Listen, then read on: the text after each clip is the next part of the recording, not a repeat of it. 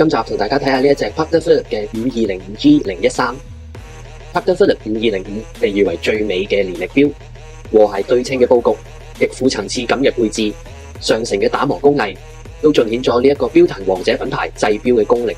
5205係2018年誕生嘅年曆腕錶，屬於 Patek Philippe複雜功能時計嘅系列。錶殼以白金打造，錶徑40毫米，厚度約11.36毫米。錶鏡同底蓋以藍寶石水晶玻璃製造。時錶係以金質物料製成嘅立體柱形標誌，稱得上係最美年曆錶。佢嘅設計當然係獨樹一幟。面盤上方3個呈線形嘅窗框，由左至右分別顯示時間、日期、月份。3個窗框對稱放置，展現咗一種和諧嘅美感。面盤下方係月相顯示圈，具備24小時顯示。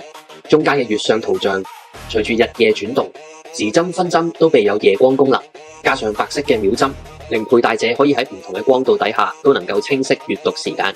錶殼憑借稍微向內嘅弧形設計，加上錶耳獨特嘅鏤空效果，令整隻5205看似簡約嘅設計增添咗驚喜嘅美感。